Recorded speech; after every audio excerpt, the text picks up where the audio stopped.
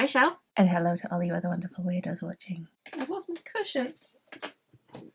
There it is. So we're back with a king again. It's a bit of a relief after last week, honestly, which probably has never been said by any of Stephen King's fans ever before, mainly because I think the reputation of Stephen King's work, you need a relief from, never having the work itself be a relief from something even more disturbing.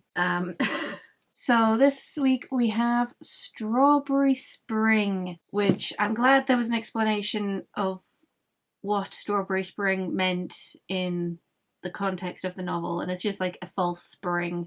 Apparently it's rare, like about 8 to 10 years or so. We're kind of immediately at the beginning of the story in a bit of a it's happened again. There's something's turned up again, and Spring Heel Jack is back, and we have this little thing just a few paragraphs just before we are transported back to 8 years before, where the person is taking us through the first time it happened. It just starts off with a man is screaming in a car park, drops a ton of books on a dead body. And what is interesting, this is kind of like a murder mystery, but a creepy one at that, because it's like this eerie thing where the fog rolls in and gets these girls that are just on their own around this campus. What I like about this story is that it doesn't actually focus on it very much. It focuses on the reaction of the college students. We have quite a really nice segment after the first victim where everybody is talking about it, but in a particular way. And it's just like, oh, did you know her? And then the whole thing becomes, yes, we knew her because it's a small place, but everybody knew her in a certain different way. And it accumulated in this fantastic paragraph. We all knew her. Her name was Gail Kerman, and she was an art major. She wore granny glasses and had a good figure. She was well liked, but her roommates had hated her. She had never gone out much, even though she was one of the most promiscuous girls on campus. She was ugly but cute. She had been a vivacious girl who talked little and smiled seldom. She had been pregnant, and she had leukemia. She was a lesbian who had been murdered by her boyfriend.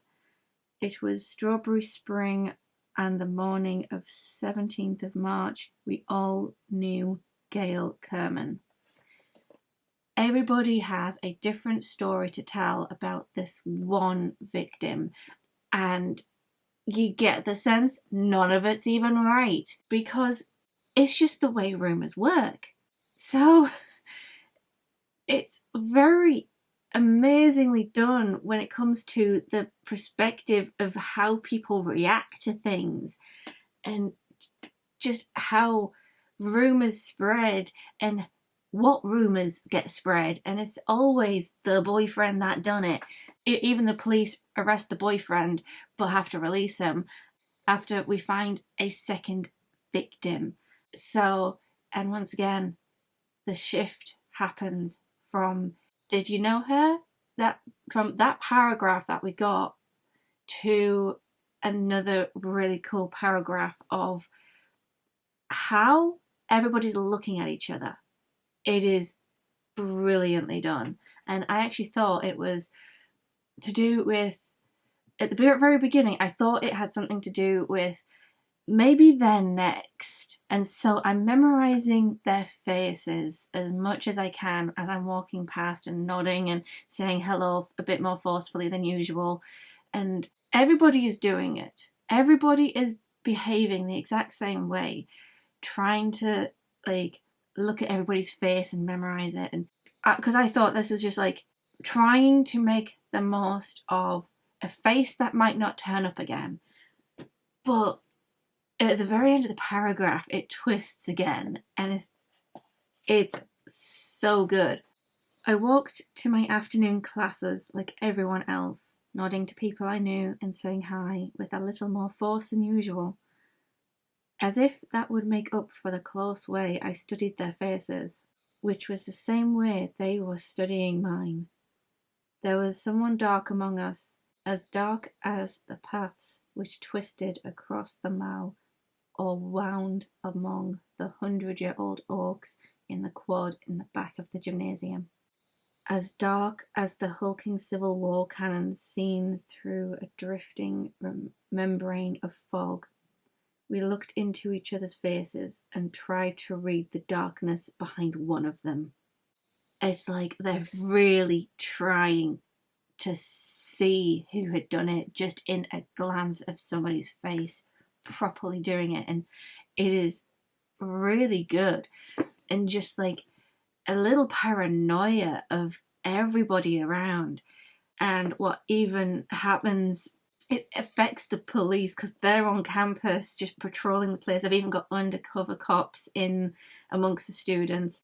The funniest thing happens is when a police officer finds somebody had collapsed in a car park, the same one as the first victim, and he ends up taking him to the, rushing him to the hospital, and he just springs awake halfway through the journey.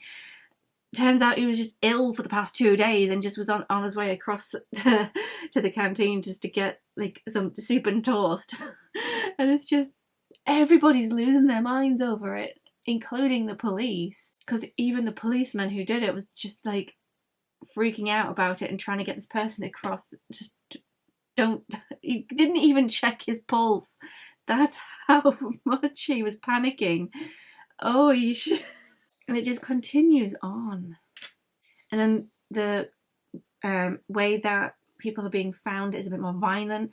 The third victim is a bit more serial killer-esque, where they found her in behind the wheel where she was put. She was put behind the wheel of her car, and they found a piece of her in the back seat and a piece of her in the boot of the car. And finally, the blood note that was rumoured to have been in the other victims' crime scenes, but no, this time they have the nod. It's just 2 words. Ha ha. Just this mockingness coming through finally to go, you've still not caught me. And nobody has any theories. It's just when the fog rolls in that night, they can go days without a victim to pop up. And there's this another scene where the person's perspective that we follow, he's just smoking from his window looking out, and his roommate walks in going, hey, do you want to go over to so-and-so and do something? I can't even remember what it was. Want to go over to the Union and shoot some 8-ball. Oh, it's pool. It's snooker or pool. I can't remember which one is which. But yeah, there's this quite a nice line in there going, I'm nervous. Are you? I suspect everyone but me and thee, he said, and then his smile faded a little. And sometimes I wonder about thee. So even the suspicion is spreading amongst roommates and stuff. It just keeps going until the principal of the college decides to bring spring break in early and let everybody go. And then that's when it stops. When everybody's off to spring break, and they just pile into the Perspective's car. I'm just calling it the Perspective. I don't even know if we have a name. But we have the guy who is telling us the story and how everybody climbed into his car, and there's even a suspicion going, maybe it's one of us in the car right now. But we didn't care. We just needed to get away from the campus. It's fine.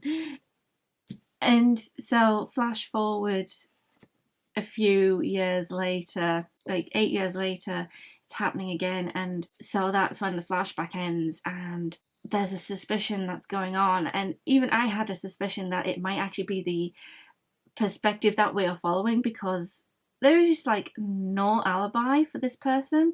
There's no discussion of where he was when it was happening throughout the entire thing. And so as I was reading, I was just it would be cool if it was this guy all along and he just didn't even know it.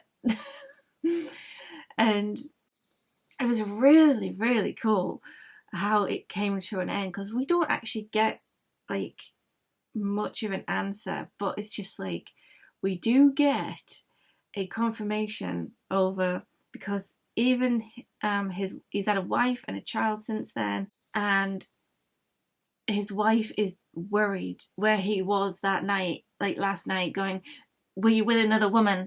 And it just ends going, oh God, I think I was. Why am I so scared to open the boot of my car? It's so cool. It's just 10 pages of this little story of a flashback to this time when a serial killer was about at the time of Strawberry Spring, and now Strawberry Spring has returned. He's doing it again. Spring Heel Jack. And that was just a random name that the newspaper came up of, and apparently it was to do with a English serial killer that had no connection to these crimes in any way, because, what was it? After the infamous Dr. John Hawkins of Bristol, I'm assuming that means it's England and not New England, because I know a lot of place names get stolen from England. Weird. Who did 5 of his wives to death with odd pharmaceutical knickknacks. And the name probably because of that soggy yet unmarked ground stuck. Yeah, I don't understand the connection between calling this particular serial killer Spring Heel Jack and the other Spring Heel Jack that they were like pulling the name from. But the moment it catches on, the moment it gets called one thing, you can't lose the name, unfortunately. I always have the theory going, if you have a serial killer, do not give him a cool name, because nothing will annoy a serial killer more than having an annoying name, a very terrible name, just to draw him out going, no, how dare you? Yeah, you don't give serial killers awesome names. It's just going to boost their ego. If you give them a terrible name, they're going to get angry and a bit sloppy, and you can catch them better. That is my theory. Oish. That's why I never understand. Spring Heel Jack is too cool of a name. Yeah, I was wondering if I should read another short story, just because I didn't really have much to talk about, because it is pretty much straightforward. It is a cool, eerie, when fog rolls in type of story. And the brilliance of this story is when everybody on everybody on campus is reacting like how you'd expect humans to react. Stephen King really can write humanity in proper essence, and the paranoia is phenomenal. Not none. Is phenomenal. So we get quite a really good reaction from both students and police, and the logical thing actually gets happened is that the school closes early just so that they can be in a safer spot, which is how, schools should happen.